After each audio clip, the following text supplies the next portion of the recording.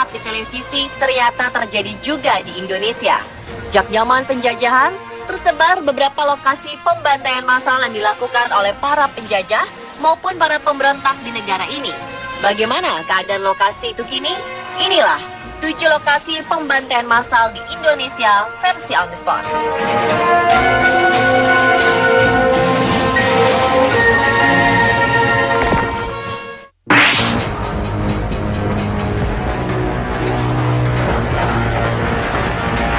Pada masa penjajahan Jepang 1942 hingga 1945, salah satu daerah yang paling ditakuti adalah Kalimantan Barat.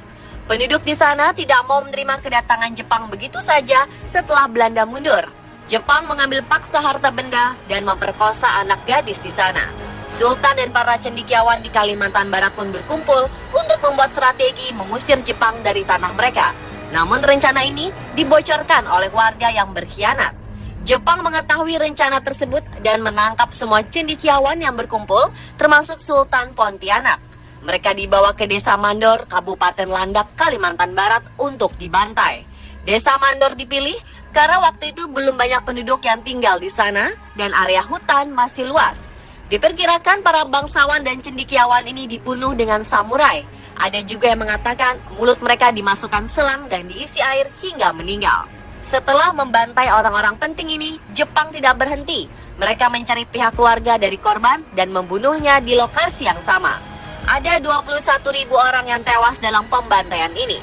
Peristiwa genosida ini sukses membuat Kalimantan Barat kehilangan kaum intelektual selama 3 dasawarsa. Ketika Jepang menyerah dan meninggalkan Indonesia, Sultan Hamid II yang selamat dari pembantaian ini menemukan tulang belulang korban pembantaian. Sultan ini selamat karena ketika Jepang menduduki Indonesia, dia hijrah ke Belanda bersama istrinya yang berkebangsaan Belanda. Dia pun mengumpulkan tulang belulang ini dibantu tim ahli dari Australia dan penduduk setempat. Selama 3 bulan, tulang belulang yang berserakan tersebut akhirnya dimakamkan di 10 makam massal yang sengaja dibangun oleh Sultan. Namun setelah itu, makam ini kemudian sedikit diabaikan.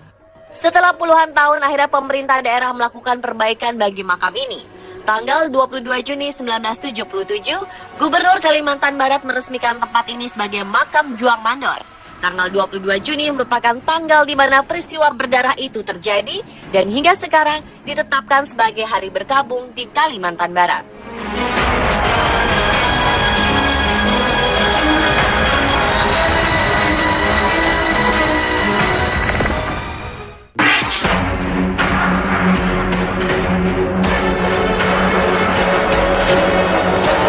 Tidak kalah kejam dengan Jepang, tentara Belanda juga melakukan pembantaian massal di berbagai tempat. Salah satu kisah pembantaian massal terjadi di sebuah rangkaian kereta pengangkutan tahanan Indonesia. Meski sudah dinyatakan merdeka, Belanda tidak mau begitu saja menyerahkan kekuasaannya dan melancarkan serangan di berbagai negara. Pada 22 Februari 1947, Belanda berhasil menduduki Bondowoso dan berkuasa di sana. Para pejuang tidak mau tinggal diam dan melakukan perlawanan. Beberapa pejuang ini ditangkap oleh Belanda. Ada sekelompok pejuang yang tiba-tiba disergap oleh Belanda ketika mereka sedang bergerilya. Mereka ditahan di penjara Bondowoso. Tanggal 23 November 1947, tentara Belanda berencana memindahkan 100 orang tahanan tersebut ke penjara Bubutan di Surabaya. Mereka dimasukkan ke dalam gerbong kereta yang seharusnya untuk mengangkut barang. Ada 3 gerbong pada kereta tersebut. 24 orang masuk gerbong pertama yang bernomor GR7569, 30 orang ke gerbong kedua yang bernomor GR4416, sisanya masuk ke gerbong terakhir yang bernomor GR10152. Selama 16 jam, para tahanan ini harus berjuang mempertahankan hidup tanpa diberi makanan atau minuman dan udara yang cukup. Rakyat yang ada di luar kereta saat melintas pun dilarang mendekati gerbong. Beberapa kali tahanan tersebut berteriak minta minum dan udara, tapi tidak digubris. Akhirnya, ketika tiba di stasiun Wonokromo, kereta berhenti. Dan setelah didata, 46 orang tahanan meninggal karena kekurangan minum dan makanan, sisanya sakit parah dan lemas.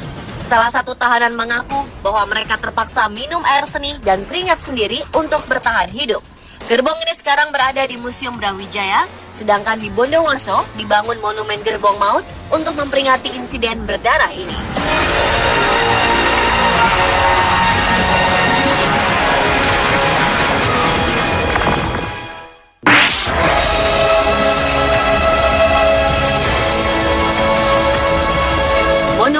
Berdiri gagah ini merupakan simbol kepedihan rakyat Makassar terhadap tragedi yang dimulai pada 11 Desember 1946 di Desa Batua, Makassar. Pada waktu itu, Belanda masih belum menerima kedaulatan Indonesia sebagai sebuah negara yang merdeka. Tentara Belanda masih menekan rakyat di berbagai daerah, salah satunya rakyat Makassar. Di lapangan Desa Batua, tentara Belanda memaksa rakyat menggali sebuah lubang besar. Rakyat tidak mengetahui bahwa lubang yang mereka gali itu nantinya menjadi sebuah kuburan massal bagi penduduk Makassar. Sebanyak 3.000 orang yang dinilai pemberontak dan pejuang ditangkap dan dikumpulkan di lapangan itu. Secara bergantian, mereka diminta duduk berjejer mengelilingi tepi lubang itu dan ditembak oleh Belanda. Korban yang tertembak akan segera jatuh ke lubang sehingga tentara Belanda tidak perlu capek menguburkan mereka satu persatu. Tidak hanya para pemimpin dan pejuang saja yang dibantai. Setelah pembunuhan sadis tersebut, tentara Belanda semakin kehilangan akal. Mereka mendobrak pintu-pintu rumah rakyat dan menembaki siapa saja yang terlihat mencurigakan. Dalam waktu 3 bulan, ada 40.000 jiwa yang tewas. Komandan tentara Belanda yang bertanggung jawab atas pembunuhan massal ini bernama Raymond Paul Pierre Westerling. Karena peristiwa tersebut, pembantaian keji ini dinamakan pembantaian Westerling. Tanggal 11 Desember menjadi hari berkabung di Makassar untuk memperingati peristiwa pembantaian tersebut.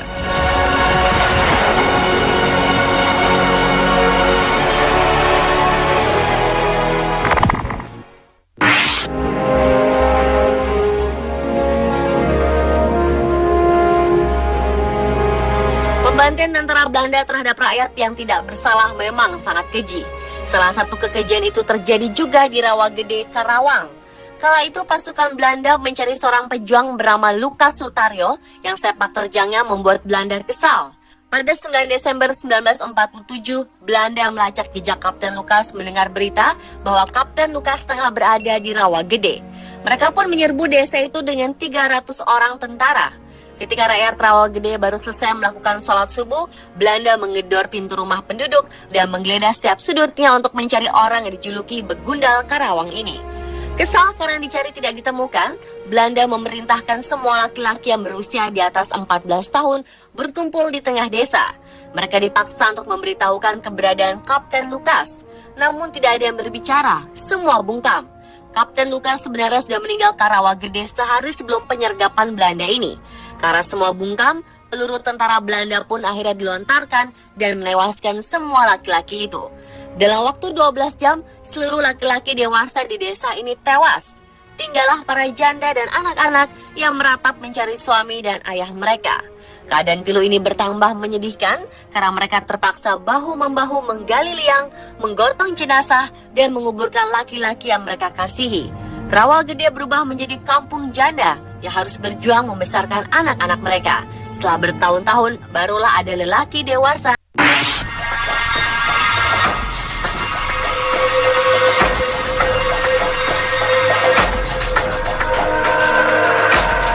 Lokasi selanjutnya merupakan saksi kekejaman bangsa kita sendiri. Monumen Kresek di Desa Kresek, Madiun adalah lokasi sekaligus saksi pembantaian PKI di tahun 1948. Titik tempat Monumen Kresek berdiri dulunya adalah sebuah rumah yang dijadikan PKI sebagai ajang pembantaian warga sekitar. Warga-warga dikurung di dalam rumah, kemudian rumah dibakar bersama warga yang ada di dalamnya. Patung dan relief yang ada di area monumen itu menggambarkan kronologis kejadian pembantaian yang dilakukan oleh PKI. Tidak hanya warga, beberapa anggota tentara juga ikut menjadi korban dalam pembantaian massal ini. Ada sebuah sumur di area ini yang menjadi makam bagi para korban pembantaian di sini. Di dekatnya diukir nama-nama tentara dan para pamong desa yang dibantai. Salah satu prajurit TNI yang gugur dalam pembantaian itu adalah Kolonel Marhadi.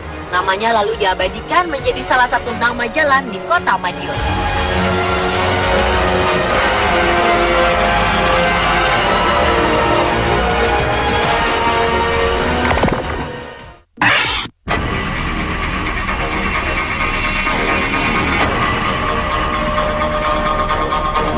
Mei 2013, puluhan tulang belulang manusia ditemukan warga secara tidak sengaja saat melakukan penggalian tanah di Situbondo, Jawa Timur. Saat ditemukan salah satu tulang bergelang besar dan bercincin yang diduga perhiasan milik korban. Warga pun meyakini tulang yang berserakan terpendam sedalam 50 cm itu merupakan tulang manusia. Karena lokasi penggalian tanah untuk pasir dan batu ini konon merupakan tempat pembantaian massal puluhan tahun silam.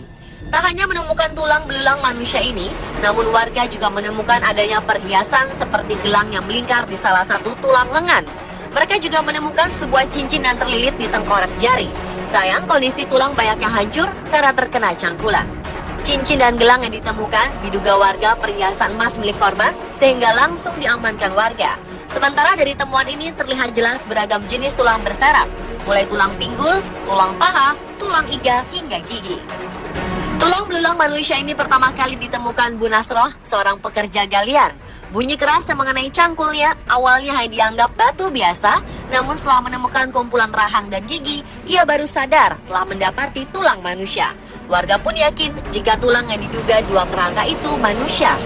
Penemuan tulang belulang seperti ini pernah terjadi sebelumnya yang berjarak sekitar 300 meter dari lokasi penemuan saat ini. Warga dulu yang takut menggali penemuan pertama pun mencoba pindah di lokasi baru ini. Namun setelah menggali seluas 15 meter, kumpulan tulang terserak di kedalaman 50 hingga 100 cm dari permukaan tanah. Warga pun meyakini bahwa tulang tersebut merupakan manusia korban pembantaian massal puluhan tahun silam. Namun hingga kini belum ada pihak berwajib yang melakukan pengecekan terhadap penemuan tulang ini. Diduga di dalam tanah yang menggunung ini masih banyak terdapat tulang-tulang yang terpendam.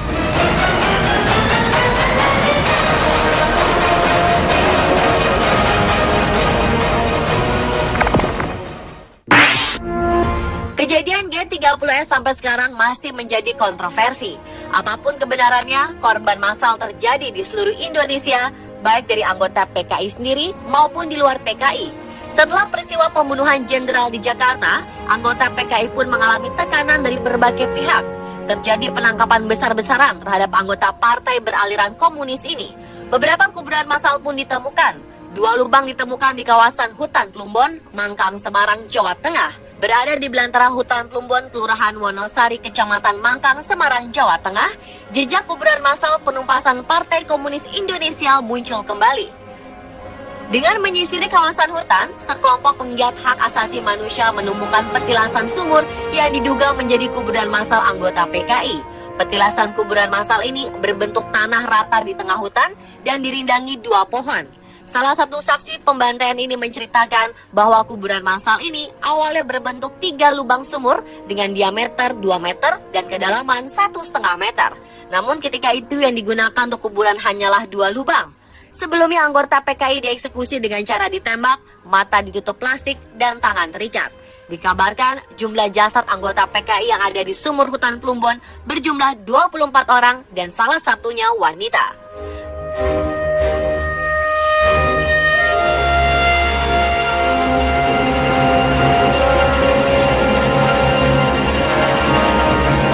Itulah 7 lokasi pembantaian massal di Indonesia. Semua lokasi meninggalkan kisah yang kelam dan menjadi peringatan bagi kita untuk tetap hidup dalam damai.